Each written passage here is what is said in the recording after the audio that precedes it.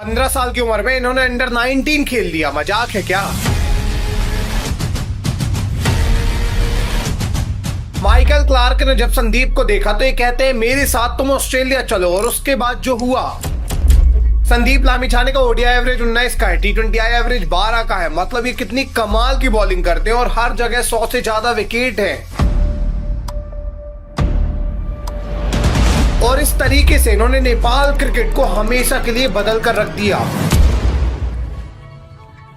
देखिए, कहानी की शुरुआत 2 अगस्त 2000 सन को होती है, जब चंद्र नारायण लामिछाने और इनकी वाइफ कोपला देवी लामिछाने को एक लड़का होता है जिसका नाम रखा जाता है संदीप लामिछाने। अब देखिए, संदीप का जन्म नेपाल के स्यांगजा डिस्ट्रिक्ट में हुआ था, लेकिन इनके पापा जो थे ये इंडिया में काम किया करते थे। इनके पापा की इंडिया के अंदर हरियाणा में रेलवे के अंदर जॉब थी, तो ये हरियाणा में ही रहते थे। वेल, अब थोड़ी दिन तो संदीप नेपाल में ही रहते हैं बचपन में, लेकिन जब ये 5 साल के होते हैं, मतलब 2005 का जब समय आता है, तो ये मूव कर जाते हैं इंडिया। मतलब कि अपनी फैमिली के साथ, अपनी मम्मी के साथ पापा के यहाँ रहने आ जाते हैं हरियाणा। और इंडिया में जब ये आते हैं तो ये देखते हैं कि इंडिया में क्रिकेट ही खेला जा रहा है। इनके घर के बाहर से लेकर हर जगह क्रिकेट ही खेला जा रहा है। इवन इनके पापा भी टीवी में सचिन तेंदुलकर की बैटिंग देखा करते थे और ये भी सचिन को पसंद करने लग गए। संदीप लामिछाने देखते हैं कि इंडिया में क्रिकेट कितना ज्यादा पसंद किया जाता है कि सचिन को भगवान माना जाता है, और सचिन की बैटिंग संदीप को बहुत ज्यादा पसंद थी। बाद में संदीप लामिछाने भी सोचते हैं मैं भी क्रिकेट खेलूं, और जाके जब ये बाहर गली क्रिकेट में क्रिकेट खेलना स्टार्ट करते हैं तब इनको समझ में आता है कि इनको बैटिंग नहीं, इनको बॉलिंग पसंद है, और उसमें भी स्पिन बॉलिंग करते हैं, वो भी बहुत ज्यादा अच्छी।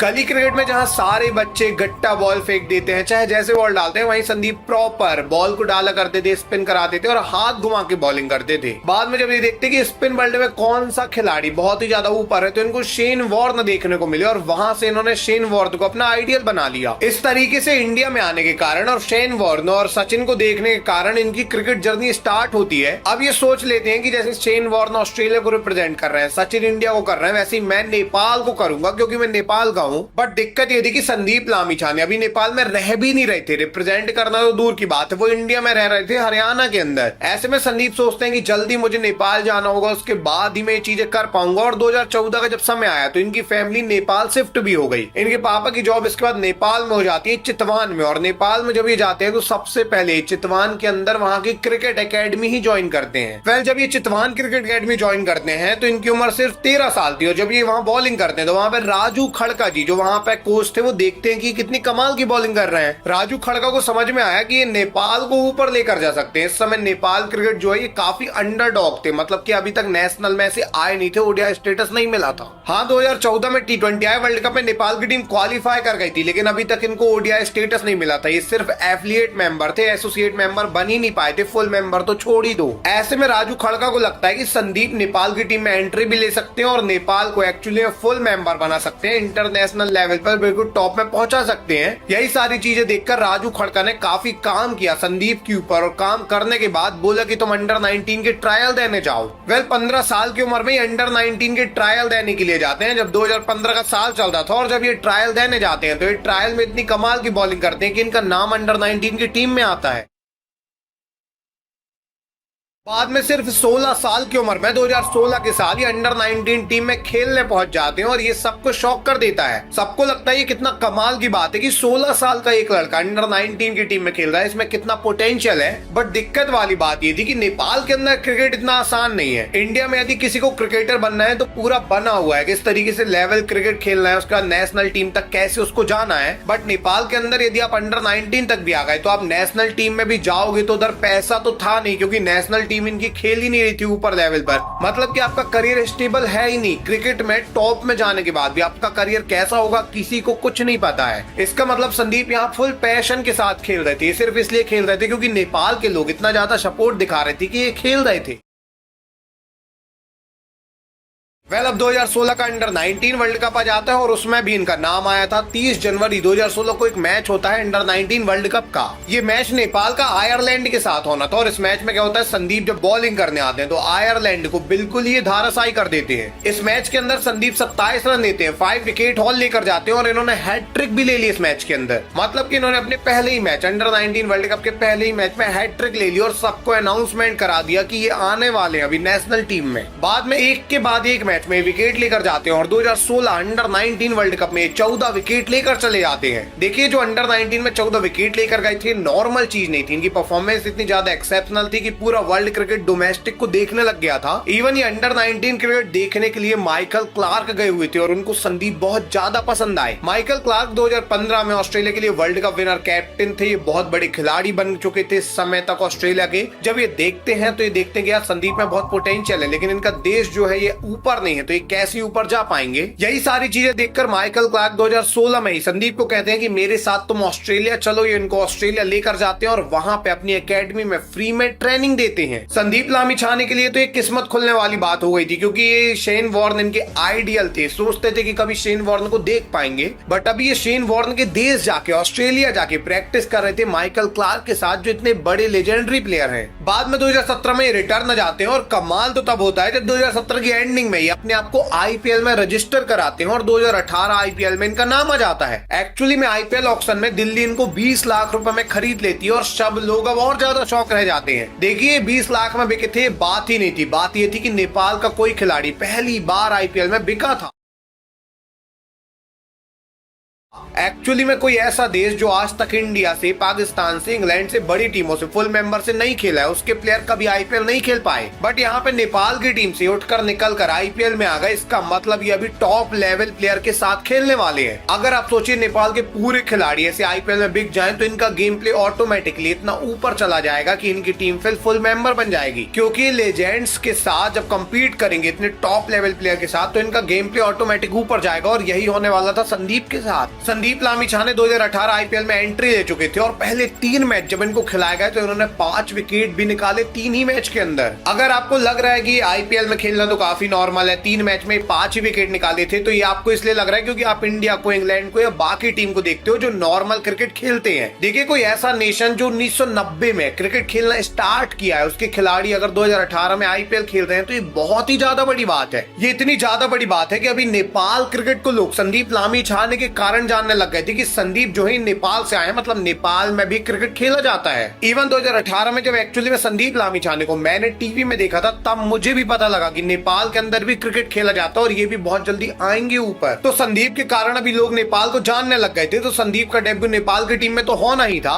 और इसी सेम टाइम में जब संदीप का राइज हो रहा था, संदीप के कारण लोग नेपाल को जान रहे थे, इसी सेम टाइम पर भी नेपाल क्रिकेट का भी राइज हुआ। नेपाल क्रिकेट मार्च 2018 में अपने पूरे डिवीजन पास कर लेता है और ओडीआई स्टेटस इनको मिल जाता है। फाइनली 1 अगस्त 2018 का वो ऐतिहासिक दिन आता है जब नेपाल क्रिकेट का पहला ओडीआई मैच हिस्ट्री का खेला जाता है नीदरलैंड के साथ और इसी मैच में डेब्यू करते हैं संदीप लामिछाने। मतलब कि संदीप लामिछाने ने अपना डेब्यू उसी मैच में किया जिस मैच में नेपाल क्रिकेट ने ही डेब्यू किया ओडीआई के अंदर। इससे पहले नेपाल ओडीआई खेल ही नहीं रहा था, उनके पास ओडीआई स्टेटस ही नहीं था। बाद में इस मैच में नीदरलैंड के सामने पहले बॉलिंग नेपाल की आई। संदीप ने 10 ओवर डाले, 42 रन दिए, 1 विकेट ये लेकर जाते हैं। हालांकि ये मैच नेपाल हार जाता है। वेल इसी के बाद 3 अगस्त को दूसरा ओडीआई इनका नीदरलैंड के साथ होता है और यहाँ पे नेपाल पहले बैटिंग करता है और बना देता है 216 रन। अब देखिए नेपाल ने 216 रन बना दिए थे, काफी बढ़िया स्कोर था, जीत सकते थे इस मैच को। और बाद में जब नीदरलैंड की बैटिंग आई तब यहाँ पे संदीप लामिछाने ने 10 ओवर में 41 रन खर्चे और 3 विकेट ये लेकर जाते हैं और एक्चुअली में कमर तोड़ देते हैं सामने वाली टीम की। नीदरलैंड इस मैच में 215 रन पर ऑल आउट हो जाती है और 1 रन से, सिर्फ 1 रन से अपना पहला मैच जीत जाती है नेपाल। अब नेपाल ओडीआई स्टेटस पाने के बाद पहले जो 2 ओडीआई खेला उसमें उन्होंने सीरीज बराबरी की, 1-1 की बराबरी की और दोनों मैच के अंदर संदीप ने 4 विकेट निकाले। नेपाल एकदम राइजिंग ड्राइविंग मोड में आ गया और संदीप भी कमाल कर रहे थे नेपाल के साथ ही। वेल इस ओडीआई सीरीज के जस्ट बाद 2018 का एशिया कप होना था और 2018 के एशिया कप के क्वालिफायर राउंड आ गए। अब नेपाल का सबसे बड़ा टास्क था कि कैसे भी वो संदीप के साथ मिलकर ये क्वालिफायर राउंड को क्लियर करे, यहाँ पे वो विनर बने और एशिया कप में अपनी जगह बनाए। देखिए यदि आपको समझ में नहीं आ रहा कि नेपाल एक्चुअली में क्वालिफायर राउंड क्यों खेल रही है, एशिया कप में डायरेक्ट क्यों नहीं आ रहे हैं जब ये ओडीआई स्टेटस पा चुके थे,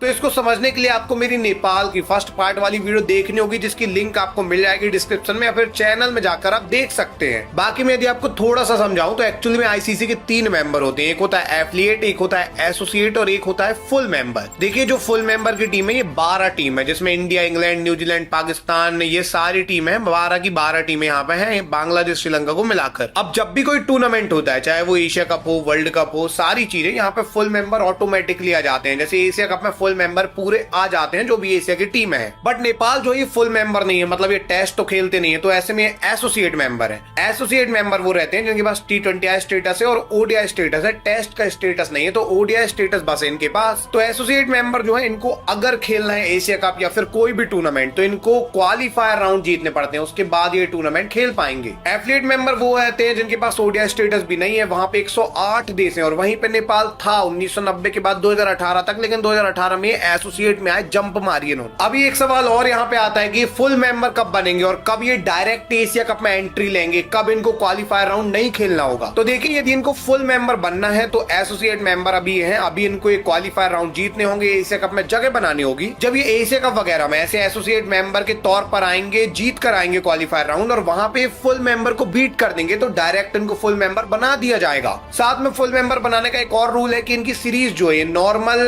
लोअर ऑर्डर की फुल मेंबर के साथ होंगी, वेस्ट इंडीज वगैरह के साथ, बांग्लादेश वगैरह के साथ। अगर ये वेस्ट इंडीज बांग्लादेश जैसे देशों को फुल मेंबर को हरा देते हैं तो उसके बाद ये फुल मेंबर बन जाएंगे। तो इस तरीके से आईसीसी के नियम है कि यदि आपकी टीम अच्छी है तो ऑटोमेटिकली वो बन जाएगी फुल मेंबर, क्योंकि वो हराते जाएंगे। बहुत अच्छे से एक लेवल डिजाइन किया गया है। यही रीजन था कि मार्च 2018 में इनको ODI स्टेटस तो मिल गया, लेकिन ODI फॉर्मेट में सितंबर में होने वाली एशिया कप के लिए इनको क्वालिफायर राउंड खेलना पड़ा, क्योंकि एसोसिएट मेंबर थे। इस क्वालिफायर राउंड में 6 टीम थी और अगर यहाँ ये विनर बन जाते, टॉप 2 में आकर फाइनल जीतते तो एशिया कप में इनको एंट्री मिल जाती, जहां इनको इंडिया पाकिस्तान मिलती। Well Asia cup qualifier round start होता है, यहाँ पे 6 टीम थी, 5 मैच होने थे, हर टीम के 2 टीम जो टॉप रहती उनके बीच में फाइनल खेला जाना था। इस क्वालिफायर राउंड में नेपाल का एक मैच मलेशिया से होता है, जहां पे नेपाल की पहले बैटिंग आई। इस मैच में पानी आ गया तो 30 ओवर का गेम था और 30 ओवर में नेपाल ने 188 रन बनाए। बाद में जब मलेशिया की बैटिंग आई तो संदीप लामिछाने ने 6 ओवर के अंदर 20 रन बस दिए और ये 2 विकेट लेकर जाते हैं और एक्चुअली मलेशिया को जल्दी ऑल आउट कर देते हैं। अगला ही मैच इनका सिंगापुर से होता है, जहां पे नेपाल की तरफ से संदीप बॉलिंग करने आते हैं, 10 ओवर में 30 रन देते हैं, 3 विकेट लेके जाते हैं और यहाँ पे सिंगापुर को 151 पर ऑल आउट करते हैं। बाद में नेपाल काफी इजीली स्कोर को चेस करती है और ये मलेशिया के बाद सिंगापुर को भी हरा देते हैं। बट दिक्कत ये होती है कि मलेशिया सिंगापुर के अलावा बाकी टीमों को हरा नहीं पाते हैं और ये नंबर 4 में फिनिश करते हैं, मतलब ये फाइनल में एंट्री नहीं दे पाते। फाइनल में टॉप 2 टीम गई, वहां पे UAE और हांगकांग थी और बाद में हांगकांग ने फाइनल जीता, इसलिए 2018 एशिया कप में हांगकांग की टीम आपको देखने को मिली थी।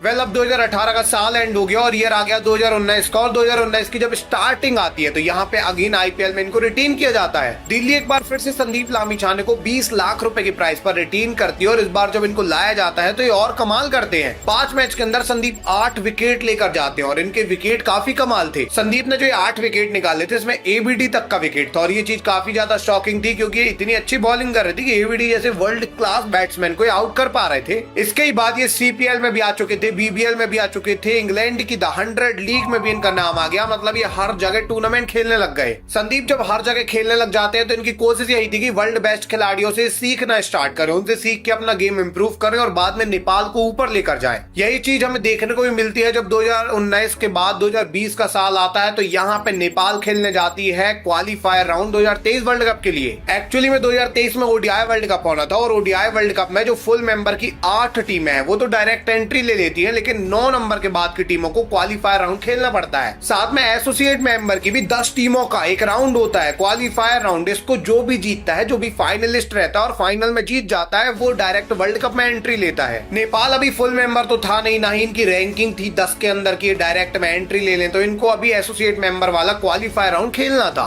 वेल ये जब क्वालिफायर राउंड खेलने उतरते हैं तो यहाँ पे नेपाल की टीम कमाल करना स्टार्ट करती है। 12 फरवरी 2020 को नेपाल का एक मैच USA के साथ होता है और यहाँ पे नेपाल ने इतिहास रच दिया। नेपाल USA के सामने पहले बॉलिंग करने आती है और USA को इन्होंने 35 रन पर ही ऑल आउट कर दिया। लिटरली 35 रन पर इन्होंने USA को ऑल आउट कर दिया और ये ऐसा इसलिए कर पाए क्योंकि संदीप ने 16 रन दिए इस मैच में और 6 विकेट ये लेकर जाते हैं। हालांकि नेपाल बाद में काफी मैचेस हार जाता है और 2023 वर्ल्ड कप में क्वालिफाई नहीं कर पाते, लेकिन एक्चुअली नेपाल का राइज धीरे धीरे हो रहा था। 1990 में बनी टीम यदि 30 साल बाद भी वर्ल्ड कप खेल पा रही है तो ये बहुत ही ज्यादा बड़ी बात है और ये एक्चुअली में होने वाला था। बाद में जब जब 2021 का साल आया तो संदीप एक मैच के अंदर 11 रन देते हैं और 6 विकेट लेकर जाते हैं और ये अपनी तीसरा 5 ओवर ले लेते हैं ओडीआई के अंदर। देखिए संदीप बहुत ट्राई कर रहे थे, 5 ओवर पर 5 ओवर ले रहे थे कि इनकी टीम ऊपर जाए, इनकी टीम बड़ी टीमों के साथ खेल पाए, बड़े बड़े टूर्नामेंट में पार्टिसिपेट कर पाए। बट दिक्कत यही थी कि नेपाल पार्टिसिपेट कर नहीं पा रही थी बड़े टूर्नामेंट में और संदीप अकेले एज अ प्लेयर काफी ऊपर जाते जा रहे थे, पूरी दुनिया में इनको लोग जानते थे। 2021 में यदि आप पूछते कि नेपाल से कौन से खिलाड़ी को आप जानते हो तो लोग सिर्फ संदीप का ही नाम लेते क्योंकि सब उनको ही जानते थे। बट ईयर चेंज होता है, 2023 का साल आता है और 2023 का एक ऐसा साल था जिसके बाद नेपाल की टीम को सब जानने वाले थे और इसके बाद नेपाल क्रिकेट एकदम टॉप में आने वाला था, अपने टॉप पर। देखिए होता क्या है, 2023 के स्टार्टिंग में एसीसी मेंस प्रीमियर कप होता है। ये कप जो है ये एशियन क्रिकेट काउंसिल ने अरेंज कराया था। इस कप को जो भी जीत जाता उसको डायरेक्ट 2023 ओडीआई के फॉर्म में जो एशिया कप होने वाला था उसमें एंट्री दे देती। मतलब कि एक बार फिर से एशिया कप में एंट्री लेने का चांस आ गया था नेपाल के पास, जहां पे इनको इंडिया पाकिस्तान जैसे फुल मेंबर मिलते, इतनी खतरनाक टीम मिलती। इस बार नेपाल की टीम काफी राइजिंग मोड में भी थी, संदीप भी काफी क्रिकेट खेल चुके थे, दीपेंद्र आर्य जैसे प्लेयर का राइज हो चुका था। एंड इस एसीसी प्रीमियर कप में एक्चुअली में नेपाल डोमिनेट करती है। यहाँ पे 10 टीम थी जो एसोसिएट मेंबर थी, लेकिन नेपाल ने एक तरफा ही डोमिनेट किया।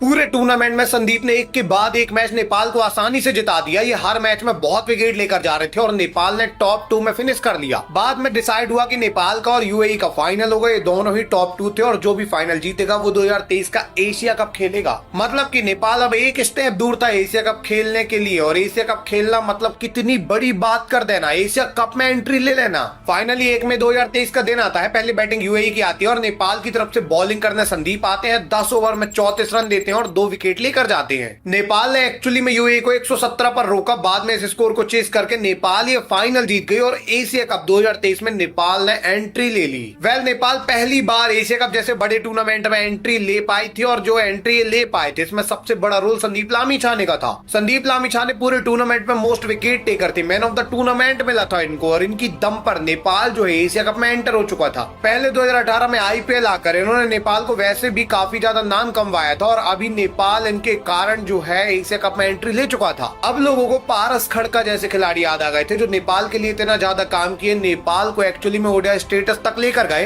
लेकिन संदीप लामिछाने ओडीआई स्टेटस के बाद अब नेपाल को ऊपर लेकर गए थे और नेपाल को हमेशा के लिए चेंज कर चुके थे। इन्होंने एशिया कप में जगह बनवाई थी। बाद में एशिया कप में नेपाल भले पाकिस्तान से हार गया, इंडिया से हार गया, लेकिन इंडिया पाकिस्तान के सामने नेपाल खेल पाया, ये कितनी ज्यादा बड़ी बात थी। 1990 में जब नेपाल की टीम आई थी तो 110वें नंबर में थे, लोएस्ट में, क्योंकि एफिलिएट मेंबर उस समय बने थे, उनसे पहले 110 टीम बन चुकी थी एफिलिएट मेंबर। बाद में एफिलिएट मेंबर से 30 साल लग गए एसोसिएट मेंबर में और अब भी ये टॉप टीम के साथ खेल पा रहे थे जो टॉप 1 में है। मतलब इंडिया तो उस समय 1 में ही थी, उसके साथ ये खेल पा रहे हैं। बाद में जब ये एशिया कप से बाहर हो गए तो इनका सबसे बड़ा मोटिव था कि 2024 में कैसे भी करके T20I वर्ल्ड कप में जगह बनाई जाए। अगर ये T20I वर्ल्ड कप में एंट्री ले लेते तो वहां से तो और इनका राइजिंग हो जाता, क्योंकि वर्ल्ड कप में भी इनको अगेन दुनिया के बड़े बड़े देश मिल जाते, इंग्लैंड न्यूजीलैंड जैसे। अब देखिए 2024 का जो T20I वर्ल्ड कप का क्वालिफायर राउंड था, यहाँ पे 8 टीमें पार्टिसिपेट करती हैं, इसमें नेपाल भी थी और नेपाल यहाँ पे भी टॉप 2 में फिनिश कर जाती है। फाइनली 5 नवंबर 2023 को ओमान के साथ नेपाल का फाइनल होना था और यहाँ पे एक स्टेप और दूर था, नेपाल अगर ये मैच जीतता तो अब ये T20I वर्ल्ड कप खेलते। ये मैच स्टार्ट हुआ, नेपाल की इस मैच में पहले बैटिंग आती है और नेपाल के बैट्समैनों ने जान झोंक दी। 20 ओवर में इन्होंने 184 रन बनाए, मतलब कि ओमान को 185 का टारगेट मिला और ये टारगेट छोटा नहीं था, ये बहुत बड़ा टारगेट था और ऐसा लगा कि ओमान अब पक्का हार जाएगा।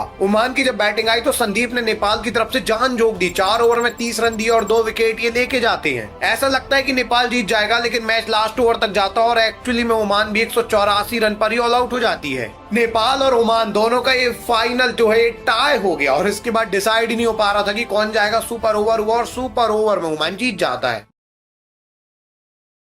मतलब कि नेपाल सिर्फ सुपर ओवर के कारण 2024 वर्ल्ड कप नहीं खेल पाया, नहीं तो 2024 वर्ल्ड कप भी आपको खेलते दिख जाते, बट वहां पे हमें ओमान देखने को मिला।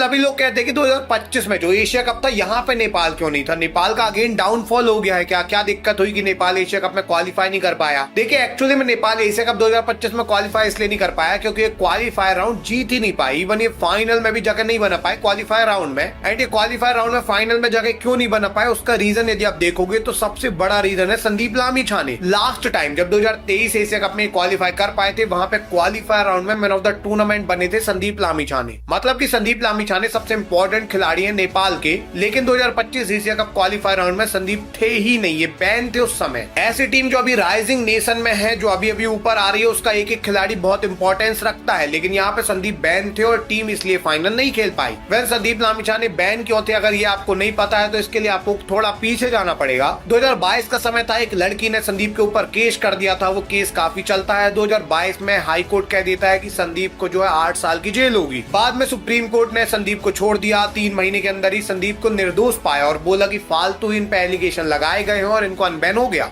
तो जब ये जेल गए, जेल से आए, कई बार नेपाल क्रिकेट ने इनको बैन किया, अनबैन किया, सस्पेंड किया, ये चीजें चलती रही और ये उसी टाइम पे सस्पेंड थे जब ये क्वालिफायर राउंड हो रहे थे, इसलिए ये वहां पे नहीं खेल पाए। अभी संदीप टीम में रिटर्न आ गए और ये खेल रहे हैं और अभी ये लगातार कोशिश कर रहे हैं कि नेपाल आने वाले वर्ल्ड कप में, आने वाले एशिया कप में पार्टिसिपेट कर पाए। मैं आशा करता हूँ कि संदीप लामिछाने लगातार ऊपर जाए, नेपाल भी लगातार ऊपर जाए और एक्चुअली में नेपाल इंटरनेशनल लेवल में कम्पीट कर पाए इंग्लैंड, न्यूजीलैंड, इंडिया के सामने। अभी आप देखोगे तो संदीप लामिछाने ने 19 के एवरेज से 100 से ज्यादा विकेट निकाले हैं ओडीआई के अंदर और 12 के एवरेज से T20I में इन्होंने विकेट निकाले हैं। आप कह सकते हो कि इन्होंने जो भी विकेट निकाले हैं एफिलिएट मेंबर से लिए हैं, एसोसिएट मेंबर मतलब छोटी टीमों के सामने लिए हैं, बट एक्चुअली में छोटी टीमों के सामने एक्सेप्शनल परफॉर्म करने के कारण आज ये बड़ी टीम के सामने खेल पा रहे हैं। बाद में मौका मिलेगा तो ये बड़ी टीम के सामने भी कम्पीट करेंगे और यहाँ पे भी ऐसी परफॉर्मेंस दे पाएंगे। वेल, यदि आपको संदीप लामिछाने की वीडियो पसंद आई है तो आपको किस क्रिकेटर पर वीडियो चाहिए जो नेपाल से है, जरूर से बताइएगा, मैं जरूर बनाऊंगा। यदि आपको ये वीडियो पसंद आई है तो नेपाल राइस की वीडियो देखिए, आपको बहुत पसंद आएगी। मिलेंगे किसी अगली वीडियो में, तब तक के लिए धन्यवाद।